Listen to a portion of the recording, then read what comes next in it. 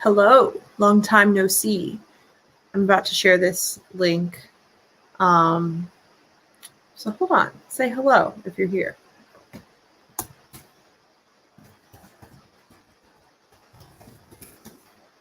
Hold on just a moment. I'm going to just basically be rambling in this video because it's been a minute. So I'm going to share it. Oh no, just heard myself.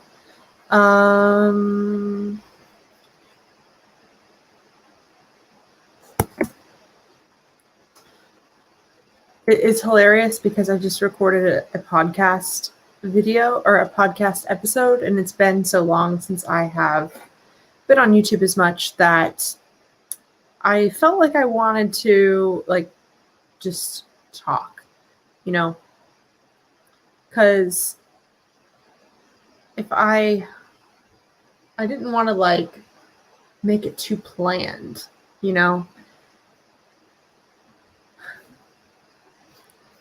Hold on just a minute.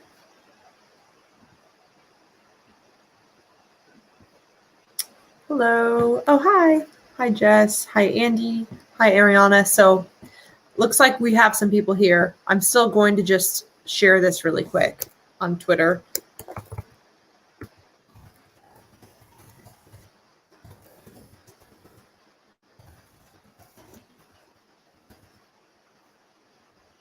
So, hello. How is everyone doing?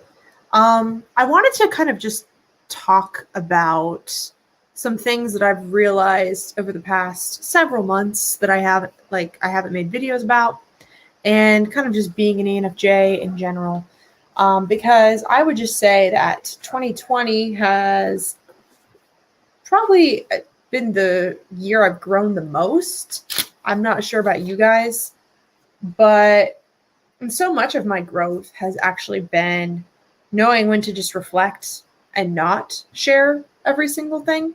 And so it's interesting because a lot of people, I feel like I've talked to a lot of people who have really wanted to put themselves out there online and share and show up and be okay with themselves and just have the confidence to share, which is great.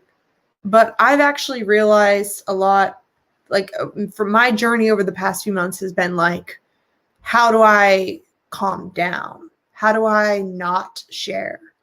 So I'm sorry that I haven't been on YouTube as much, but I needed to do it.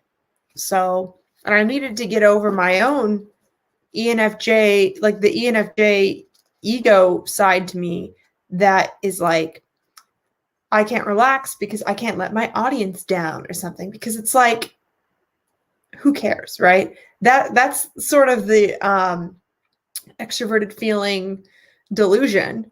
And also me being an Enneagram 2, where it's kind of I don't let myself stop. I don't know when to quit because it's always someone else is waiting on me or whatever. And it's yes, it's true, but it's only so much of the people waiting on me is things that I've done. I did to myself. I set myself up to fail. So yeah, it's weird. It's weird to be back, I guess you could say, because really the past few months, I've been planning a podcast that I'm starting this month called Psyche Design. And I just recorded my very first episode, and it's so striking how different the way I'm talking to you guys is from the way I was just talking on that podcast, where I was so much more controlled, not wanting to say the wrong thing. But seeing you guys on here, that I remember your comments, and it's like a community. I have so much of me being on YouTube, my journey of feeling comfortable sharing has been because of all of the comments that I've read and how comfortable I feel. And even just being out of the habit of doing that makes me feel less comfortable. And also a huge thing with me integrating my extroverted feeling with my inferior introverted thinking is that how do I use my strengths of sharing and creating a community, but not rely on it so much that I'm not thinking through what I think or taking myself seriously. I haven't been taking my thoughts seriously. And I've been in this crossroads where it's like, I desire to take myself more seriously, but I don't want to lose the comfort that I've had on YouTube. But like, when I'm really thinking about it, all of my videos, I have just been like, oh, I have an idea. I'm just going to jump on and share it really quick. I didn't give myself the time to sit down and think it through. Because with introverted thinking as my inferior, I basically resist that. I resist sitting down, thinking about what are my thoughts? What are the main principles here? How can I craft this argument? And so it's like I have been realizing that I am not taking myself seriously enough if I am not also creating content that takes my understanding on things seriously. So that's been kind of what I've been reckoning with, is that I was kind of sick of feeling like I was giving everyone, like, because basically I was doing like the FE easy thing to get as much content out there as possible so that I can get the satisfaction of having a connection. I can get the satisfaction of expressing my emotions, expressing my view on things, and also being able to interact in the comments and feeling like there's a community. But I wasn't taking my knowledge seriously. I wasn't presenting my knowledge seriously. And so that's where I've been stuck. And I almost feel like I've been in like NI and TI mode the past 6 months, just like overthinking how I want to get out of that. So, because I don't want to take myself so seriously or have there be so many like rules of how I make content that it makes me not want to make it anymore. So Andy asks, how did you feel you have saturated or diluted your views? I feel like I dilute my views by talking to people that I don't want to talk to, in the sense of that whenever I'm making a video, I am imagining every single person watching, even people that I don't like and who don't like me, and it makes me not get to the point fast enough because I'm trying to account for what someone else might feel or what they might think about me. And I've been trying, like, defensive, trying to over explain some things and then not explaining other things. And so I've had to really think about in my NI, what is it that I want to do? And why am I doing this? Why do I like making YouTube videos? Why do I like talking about personality type? And where is this going to take me? Because a huge thing too, I could talk on and on about how I feel like I have ignored the sensing world like crazy. Like, I have been so caught up in visions and ideals and like things I want to do. I've been seeking my entire life, and I don't think that that lesson really hit into me until 2020, just how important it is to appreciate the little things and to take things one day at a time. But I've been exhausting myself and setting myself up to fail with all of my projects for like months. And that makes me feel like really upset. Because I don't know. I guess something that's always been a really big deal for me is feeling like I was communicating myself accurately, and getting across what I mean. But so much of that, I think, was even kind of an ego thing where I was totally not okay with making any type of person feel left out from what I was saying. When and also like not being okay with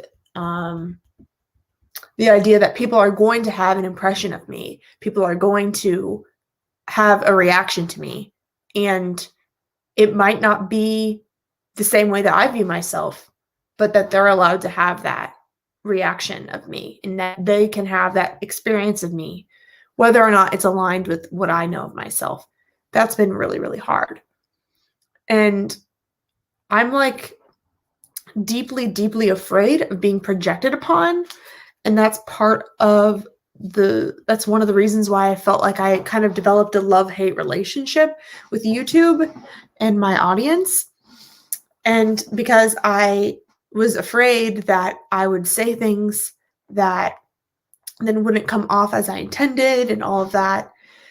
And so I was having to realize that a lot of the reasons why I didn't come off as intended was because all of my videos were off the cuff, because I was addicted to the feeling of connecting with you guys. And I wasn't doing the research and knowledge that I had justice because I don't know. I wasn't trusting myself. So yeah, and as Jess says, you're finding your tribe, not just whatever tribe is out there. That's kind of what I've been thinking of like with my NI, is trying to focus on who do I want to talk to and how can I speak even more directly to them and not completely wear myself out. And that's been a huge, huge thing is overwhelm. But so I feel like I even like went completely off of social media for a month, and I've never done that. I went off of Twitter and Facebook for like a month in September. And I typically like really like scrolling and just seeing what's happening. But I noticed that when I did that, I had so much clarity around my opinions on things that I had never been able to access before, because my thoughts were so in reaction mode, where every time I was reading somebody else's thoughts and then trying to engage with what do I think about that, I wasn't allowing for my own thoughts to be revealed to me. And I would say that as an ENFJ, it isn't a bad idea to do that, because it's not a bad idea to be reacting to thoughts, because our thinking function is not nearly as complex as the way a thinker would be. And so it can be really helpful. Like, I feel like there is a period in my life where it's really, really helpful to be always asking myself, what do I think about this, in reaction to what somebody else was saying, because I feel like it's like refining my sword, I guess you could say. But I feel like letting myself not be reacting to anyone, I instead was reacting more to other things, like actually reading more about what Carl Jung has to say about the shadow, and also actually reading more of what other type experts have written about development. And it's like, for so long I was just on this kick of like, every time I had an idea, I needed to share it. And I still feel that way to some extent, but I feel like I'm trying to organize my ideas more.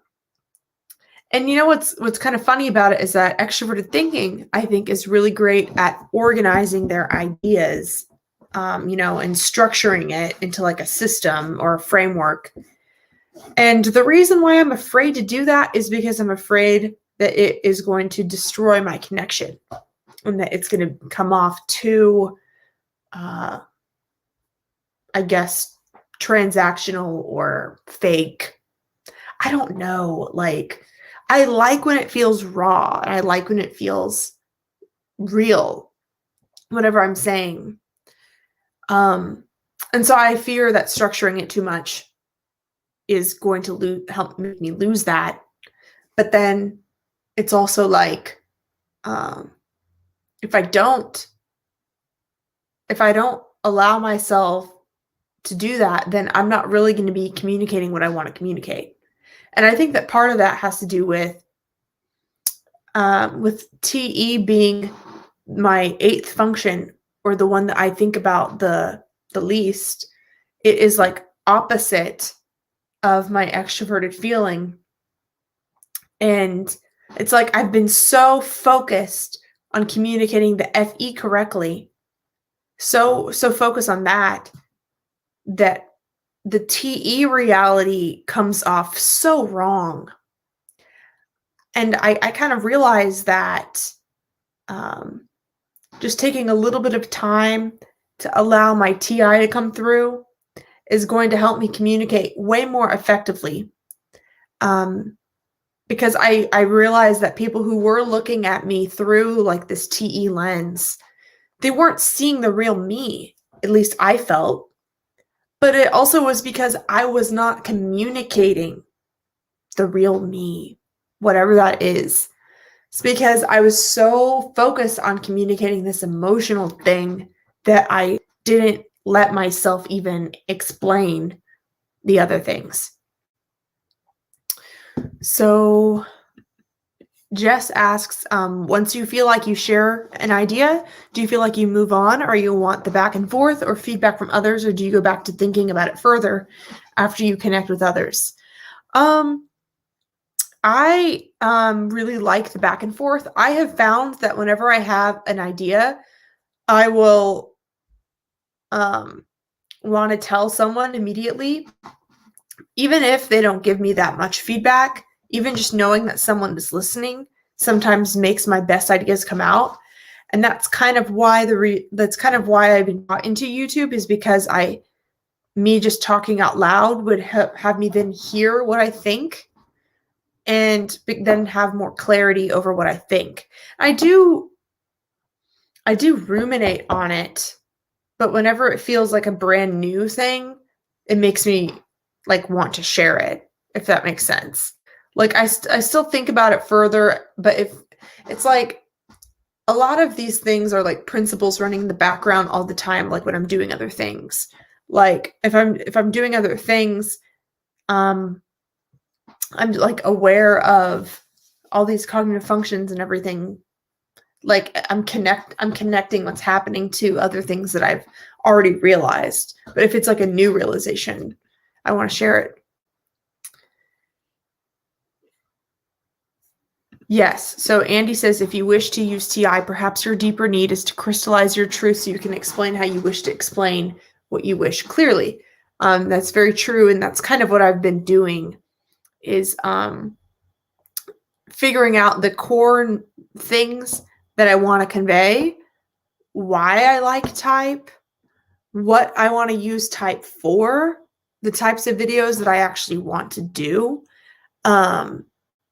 All of that stuff. It's like I've just been so in that realm of analysis. And it's like now I feel like I finally have clarity of what I want to do, and I'm like excited to get back and start sharing again. But then I'm feeling sort of this inertia of I've been silent I've been non-talking for a while, and so it's like, how do I get back into it? And it made me like kind of wonder if for INTJs and for INFJs, how it must feel for you all who are used to just ruminating all the time, how difficult it must be to get those ideas out, because I think that there's energy there. Like if your energy is so focused inward, then it's hard to pull it out. And it's like, I'm glad that I have a lot more clarity, but now it's almost like, well, where do I start? So like, for example, guys, I just recorded this podcast that I'm a little bit insecure about. So I might not even post it, but you know what? That's not true. I am going to post it. But I was talking about the language of type, or like how type is a language of the psyche, and how that's, I think, one of the most important, more useful aspects of it. And it's just difficult because I want to prepare for my videos, but I also feel like if I over prepare, it comes off fake and forced. I don't know what I'm saying, but I guess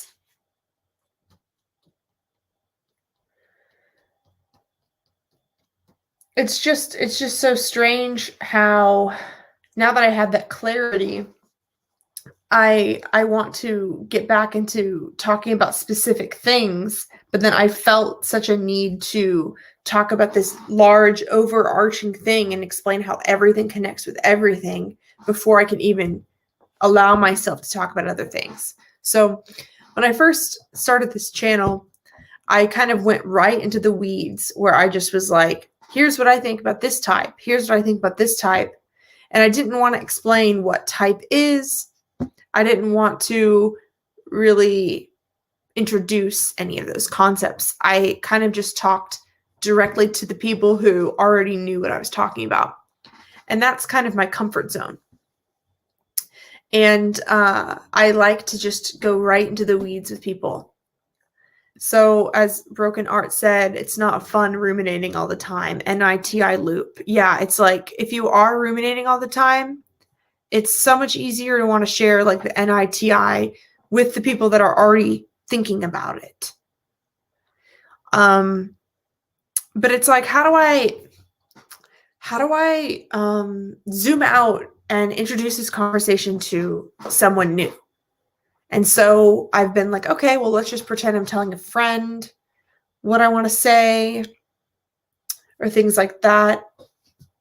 Also, I just want to say, Andy, thank you so much. Andy says, I think that this is a moment you're experiencing a new transition of growth. I'm proud of your progress. Thank you. I feel like completely different. And even as I'm saying that right now, it's difficult for me to explain. Like, I feel like my NI has gotten a lot clearer, and therefore it's more difficult to explain in the SE, if that makes sense. But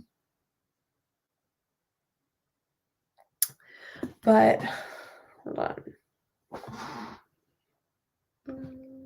I hope you guys like my galaxy light in the background.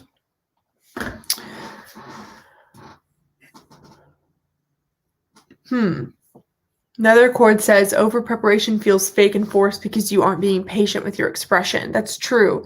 And yeah, I think really what I need to do, or what would probably work for me, is just letting myself think through what I want to say before I say it, and then have some bullet points and then talk about it. So Andy just said, I wouldn't expect an ENFJ to be able to ruminate or tune out often. I do feel like I do that very often, and I always have, but the difference between now and before is that there's more clarity there, where before, even when I was younger, I would tune out if I didn't feel like I was comfortable in the group at all. Or I would try and figure out why I didn't feel comfortable in the group. And so I would zone out if I didn't feel comfortable. But now I feel like my FE understands how I want to impact the world a little bit better. And now the ruminating is like, how do I do that? Because I think NI for me works a little bit better whenever it's has a goal in mind. Whereas if I don't really know where my FE is wanting to take me, then it can just sort of notice when something's off. Thank you, Denzel. I'm not able to comment on all of yours, but I just want to say thank you, Denzel, for saying that.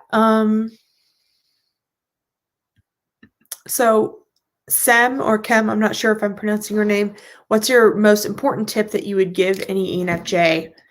This is a great question, and I think it kind of segues into something that I was realizing is, gosh, I don't know if I could just pick one, but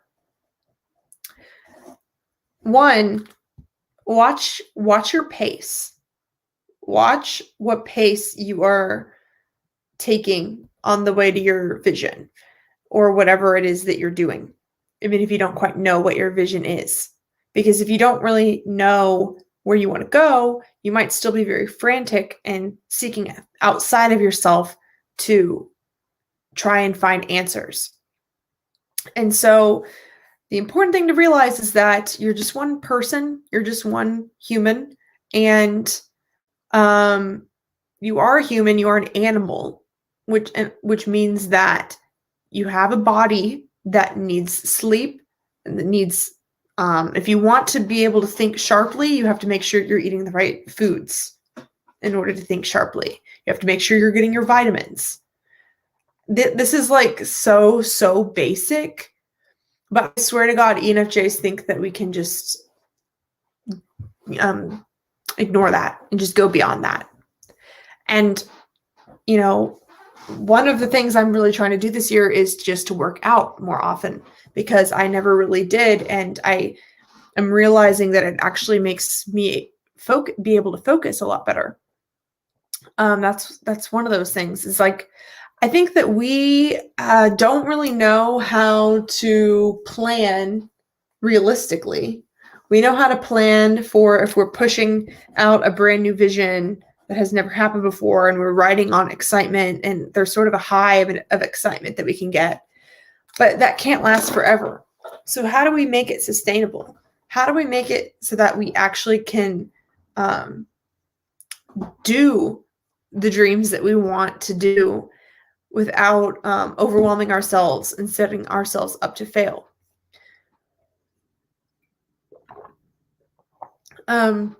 Do you think execution could be an SI blind spot thing? Yeah, what I'm kind of talking about right now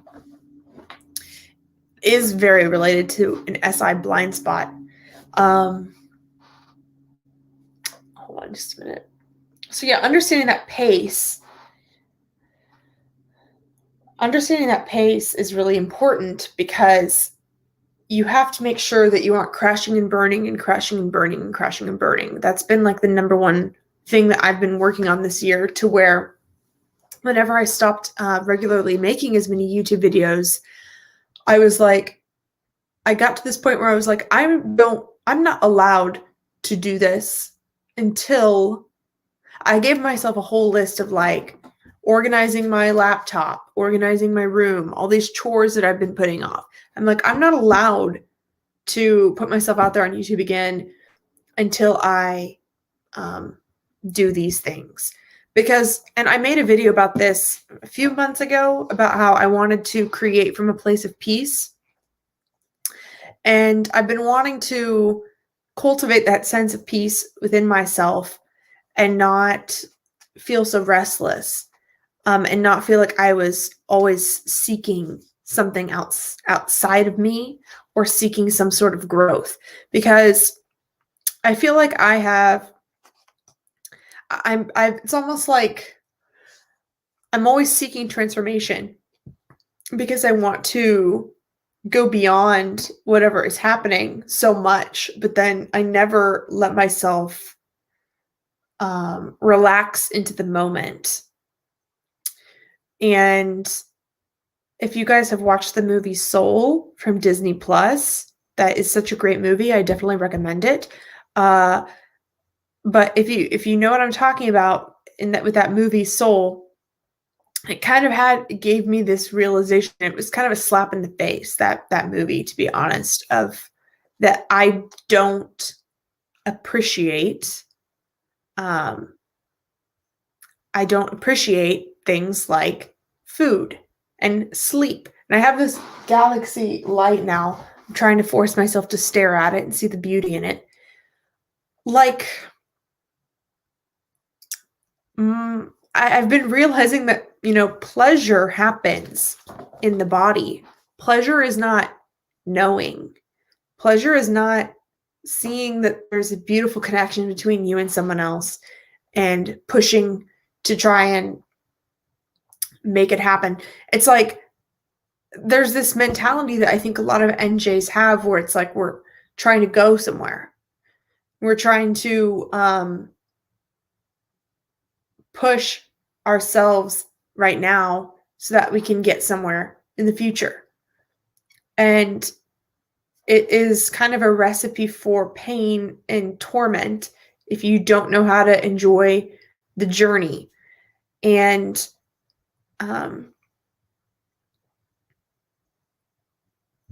it's almost been like a game I've been playing with myself of like, how can I take these other things out of my life that was giving me purpose?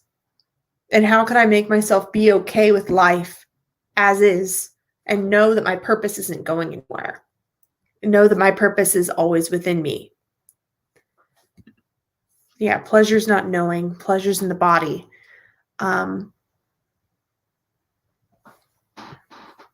And what if it's the journey we want to enjoy? So what I'm talking about is kind of because I've been so overdoing this purpose thing that I have been not being able to really receive and relax a lot of the things in my life. And so this is just my way of balance, where different people might feel differently. So Jess, I know Jess is watching as an ISTP. I'm very curious as a sensor how you feel about this, if it's opposite for you, because the way I'm interpreting it is that it would be like my extroverted sensing part of me that would be more able to really embrace the beauty and the pleasure of the moment and like enjoying life, where my NI is almost like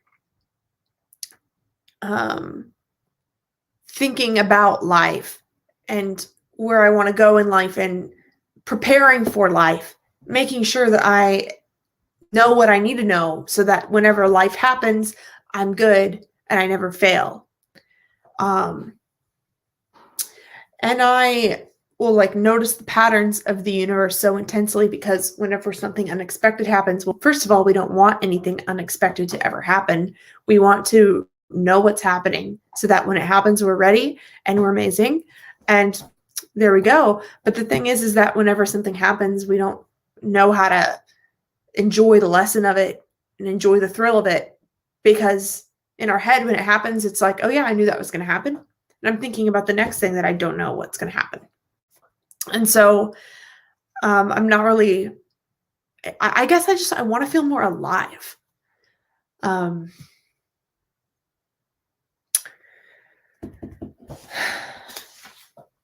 But really, I'm getting a little tired right now. And so I might have to finish this up later. But I'm going to be starting up a podcast that is once a week. I don't know when it's started, but I'm just going to get in the flow of talking about stuff. And I'm trying to find a pace that works for me. That's been a huge thing. I feel like I've talked about practically nothing in this whole video. So another thing I wanted to just tell you guys is that I am currently also getting certified in Linda Barron's Cognitive Processes. If you're familiar, Linda Barron's is a typology expert who has her own certification process. She is also certified in MBTI and did MBTI for a while and was mentored by David Keirsey, who is the inventor, I guess you could say, of the 4 temperaments theory and the author of Please Understand Me, which is one of the very first personality books that I ever read. Linda was mentored by him, and what the work that she does kind of mixes and is inspired by MBTI and the temperament theory. She has her own way of looking at the temperament theory, which is called the essential motivators. And she also has her interaction styles, which is a whole other element or lens to type. And I really, I watched it kind of happened where I've been thinking that I needed a framework to talk about type because I was overwhelmed by all of the different definitions. Because I wanted to talk about things in terms of my definitions of the cognitive functions, and I felt very trapped by feeling like I needed to make definitions or else I wasn't ever going to be able to talk about them, because I was really nervous of, like, if I didn't 100% abide by MBTI or whatever, that I would be, called a fraud or that no one would listen to me. And I felt like I didn't know how to convey what I wanted to know. And the definition stuff was just so overwhelming to me because and I felt like in order for me to feel comfortable even talking about anything, that I wanted to write my own definitions and have my own ebook and all this stuff. And I do want to do that, but I just feel really lucky and excited that I found out that Linda was doing this event with the American Association of Psychological Type about ethics in typology, and she specifically talked about the type community online. And she was kind of calling out some issues that she's noticed in the type community online and also offline, and part of those being people typing others and assuming that they know more about them than they know themselves.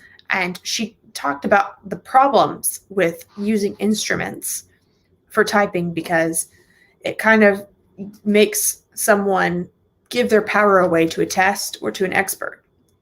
And she instead does the self-discovery process where she invites people to interact with the idea of what the 16 type patterns are and the 8 cognitive functions, and facilitates the self-discovery process. And I loved that. I loved it so much. And Linda is an INTP. And when I watched this view of her, when I watched her do this thing about ethics, and she listed them so concisely, I was just like, why would I ever reinvent the wheel when this is already what I think? This is what I've been trying to say.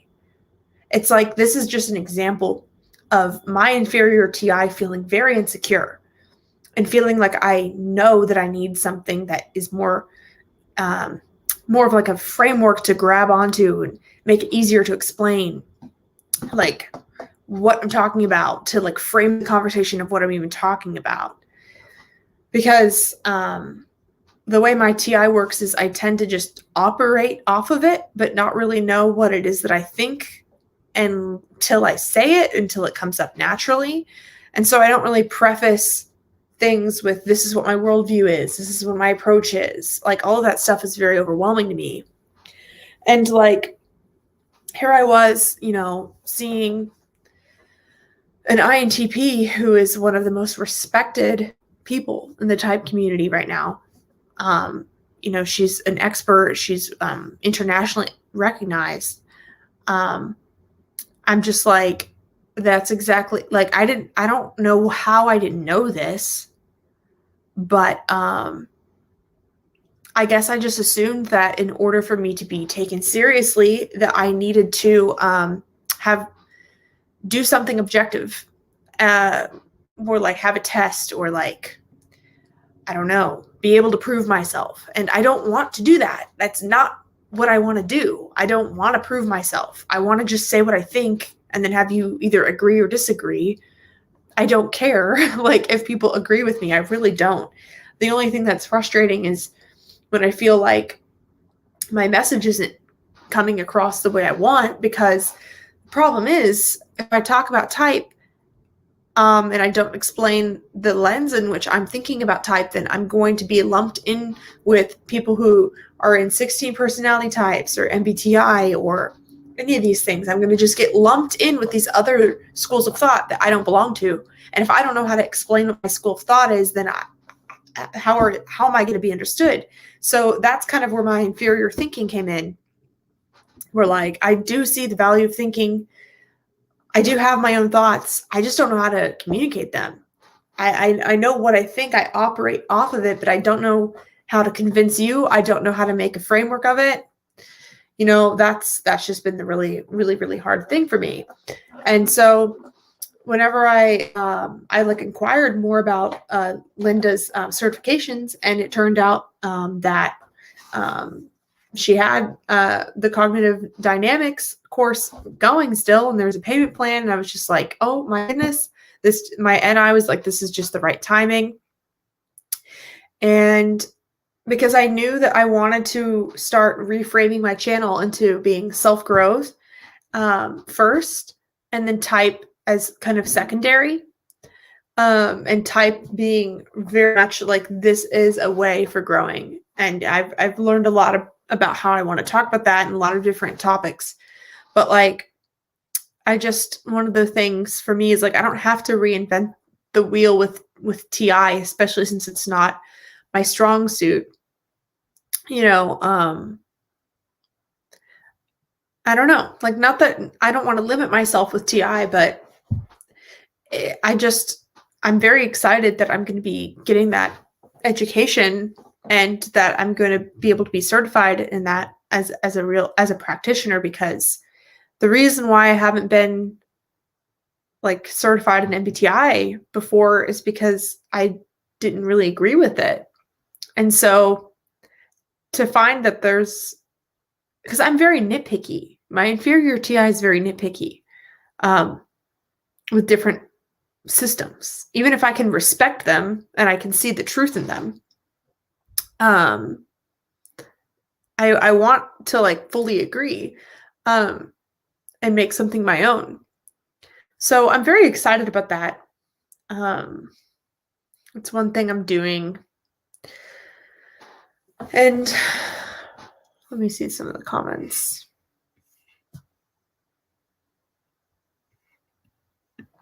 Jess said that experimenting is a good way to use more SE. When you don't have all the information, instead of thinking about it more, try some different combinations to get more info for your NI to ruminate. That's a very good idea. And I feel like that's what my podcast that I'm starting, Psyche Design, I want to keep the theme open. Because in the past, I feel like I have been like, I'm going to do this series of all 16 types. And I like kind of trap myself in these expectations that I don't think are as necessary. I want it to feel more fun and free flowing. But this is such a funny comment to me. Thank you. Sorry I'm late. You look very frazzled but beautiful as ever. Thank you. I'm very frazzled. I just wanted to point that out, is that I literally am frazzled, and I don't know why. But I feel like this is a very just important turning point for me. And it's basically me accepting my skill level, my expertise, in the sense that ENFJs, I believe, or anyone with inferior thinking, especially, I mean, I'm speaking on inferior introverted thinking. That's my experience, but I'm sure INFPs or ISFPs might relate.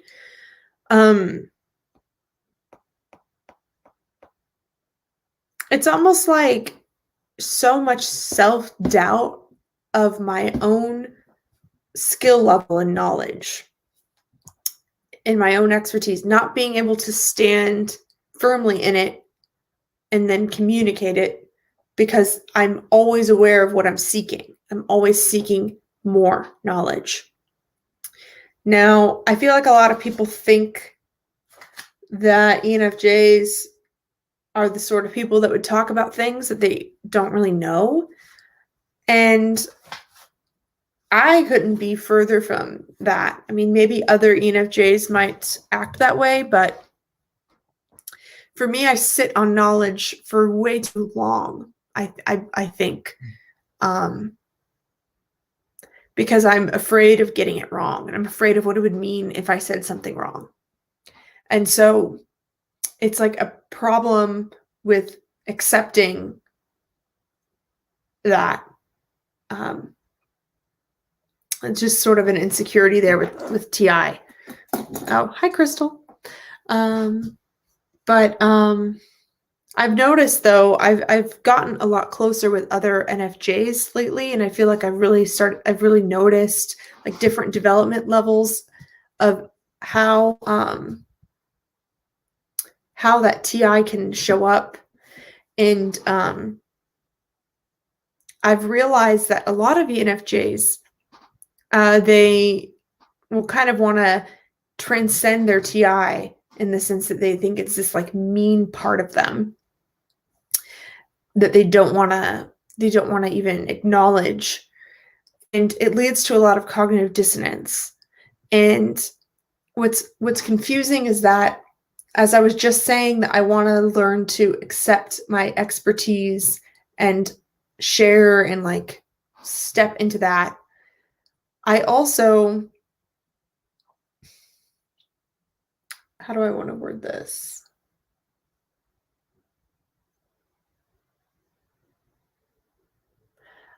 I also want to allow myself to follow the self-doubt and the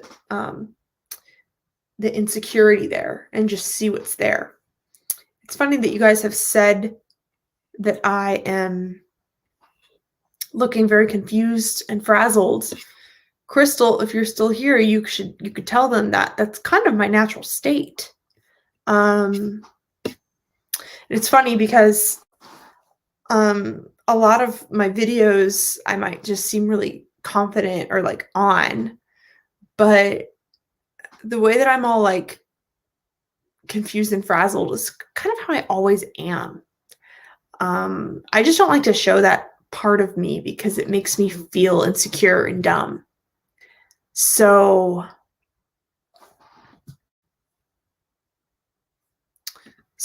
this is interesting to me. Cedric, you say maybe you could just say what you believe, and if you're wrong, then you'll be in the same situation as most of the world's great minds. Now, Cedric, I believe that you're an NTP. I want to point this out because I think that this might be interesting. Sorry if I'm putting you on the spot here. Cedric, you have left several comments on my channel that I took the wrong way, when I don't think that you meant it, because I think as an NTP, you were just sharing your opinion, and I took it as I must have said something wrong here. And I just want to point this out, that someone with TI as a higher up function really is not insecure in that way. They just view it as, it's my opinion, I'm just going to share it, right? And so I just think it's kind of ironic that I take it so personally, because I try so hard to make sure that I'm coming off correctly and logically, but then like the TPs that seem really confident, they're also like okay with being wrong a lot more of the time. And Jess said, frazzled is the process of ideas coming forth. Yep, that's very true. Well, I kind of wanted to just give you guys an update that things are changing. I'm gonna be making my YouTube channel more podcast first, and I really want to be bringing the functions and type stuff as kind of a self-growth tool to the greater self-help community. because for me, that's the community that I really feel like I fit in with. And I'm not really as interested in like debating who's type, like, are you this type or not? Like a lot of stuff in the type community, I don't feel like I really fit in, or I don't feel like I'm really wanting to have that conversation. I'm wanting to have a conversation of how can we grow? How can we be better? And I want to apply type to that. And for so long I've been pigeonholing myself into feeling like I have to explain this is what type is super perfectly. When really, I think my FE would be much better served if I can use my knowledge of type to help people and bring more,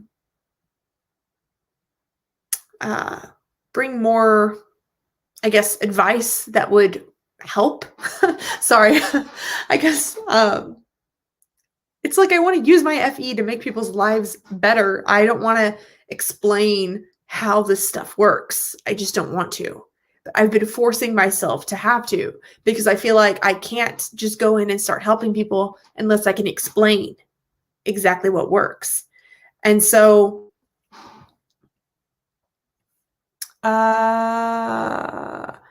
Crystal says, Megan's literally always halfway confused during our intellectual combos. Part of it is even just like listening to your NE go off. And I'm trying to figure out the main point of it. Yeah. Let's see. This is interesting. Zaylin says, I'm okay with confusion as long as it's open and not defensive. It shows humility and yearning to grow. That's really interesting because I feel like that's a part of me that I might not show, even though it's a part of me that's always there, because my inferior TI is afraid of what would happen if I say the wrong thing. So, man, Andy says right here, I think MBTI needs a huge shift into practical application and increased understanding of each other. I completely agree. And it really means a lot to hear that there are people here that do agree, because I've been a little just worried about that. And that's one of the reasons why having conversations is so healing, in my opinion. Sharing how you think about things is so healing, because you almost always realize that you're not alone. And whenever you're afraid to share those things, you do feel like you are alone. And like for me, I've worried that I was alone, like an outsider in the type community, to be honest, is that I feel like, I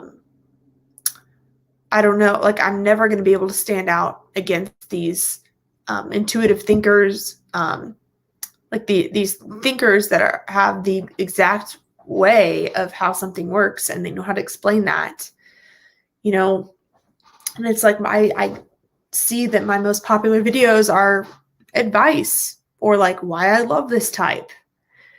And I want to be able to give what is mine to give. I want to rely on my strengths, and I want to let myself be an NF. So that's been the hard part. But and as part as letting myself be an NF, I want to create content that feels like art. So I don't want to just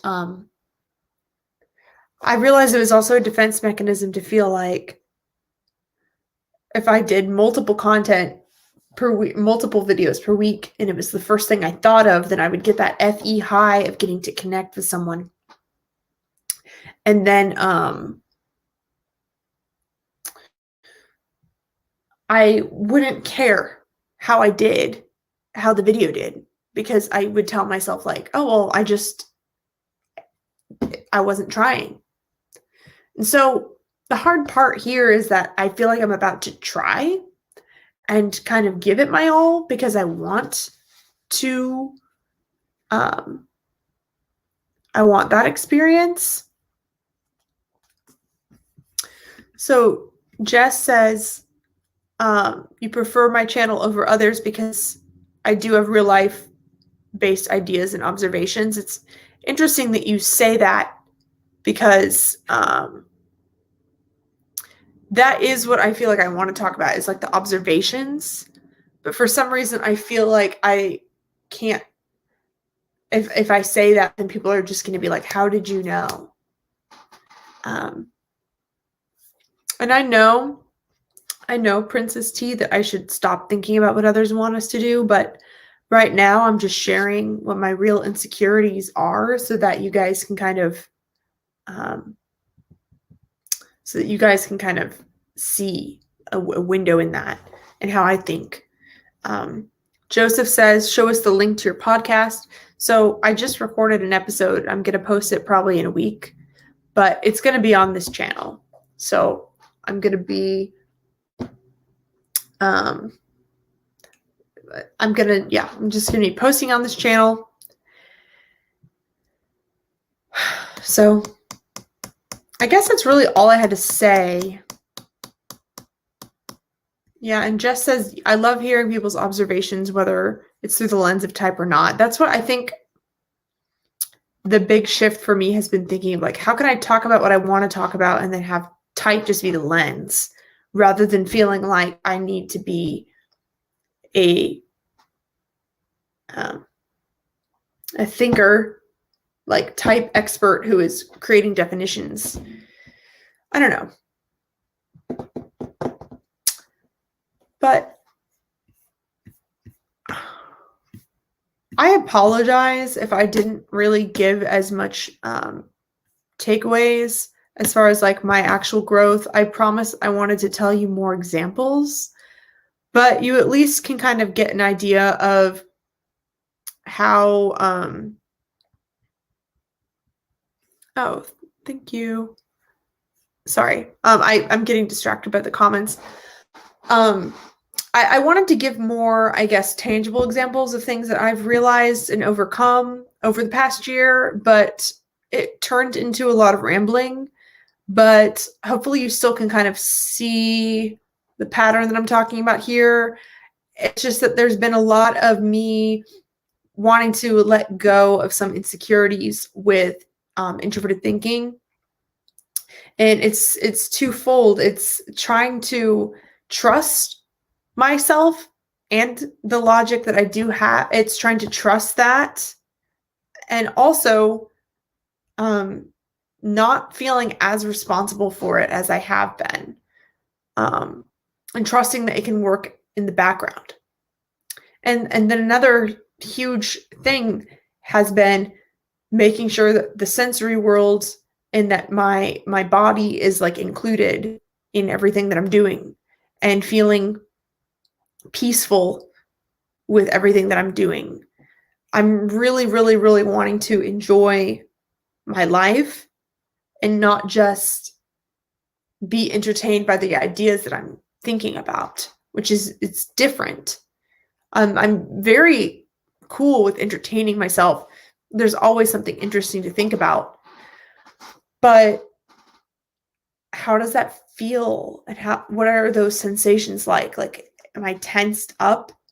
Am I in a rush? I've felt pretty much in a rush like all the time. So these are just some perspective shifts. I also, like, someone else wanted to, so someone asked about ENFJs, and I definitely want to be making more ENFJ videos. And just, that's another like limiting belief I had, is that I felt like I needed all of my videos to be equal for all the types, or else it was going to be unfair.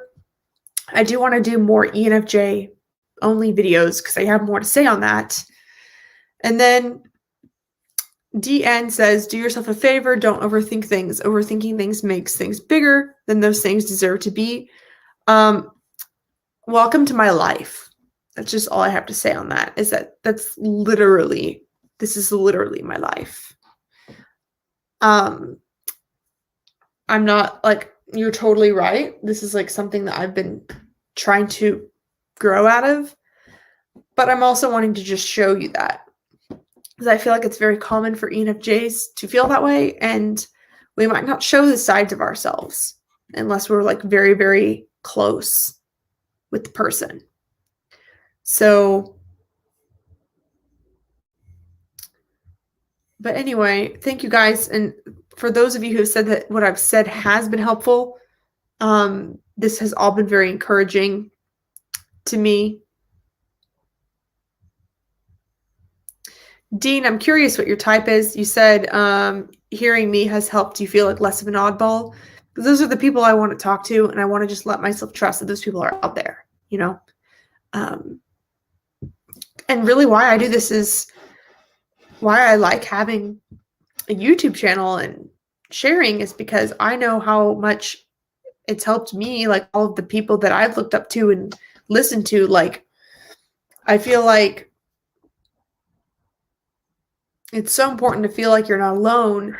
And it's also so important to feel like you're surrounding yourself with people that you want to influence you. Like, there was a time before I was with my current partner, I was like super single, super alone. I was working all the time. I'd lived by myself. Like, all I did was watch YouTube videos and listen to podcasts from people that I wanted to be when I grew up, / people that I wanted to be friends with, one or the other. And I just had to act like I didn't want to sell myself short, or like be around people that I had to super change myself for, or feel like my integrity didn't align with theirs. And it's like, I just want everybody to feel like they could be themselves and allow that to emerge. And I really believe in the power of just being yourself online, and then other people feeling like they could be themselves, and it being like a chain reaction. So that's a huge thing for me. So Jess said, having TI means you don't have to explain why what you think is valid for others. That's other people's responsibility to listen to you and decide for themselves if they think your words are valuable. Thank you.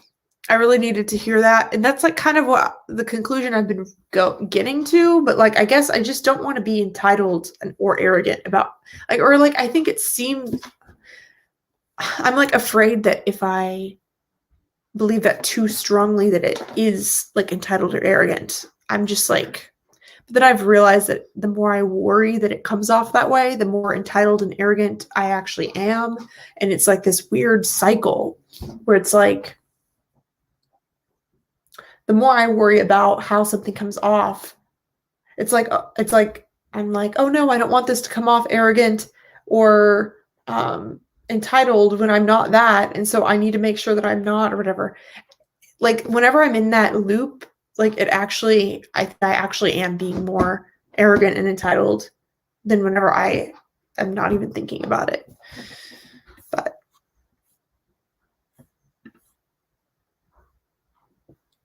yeah.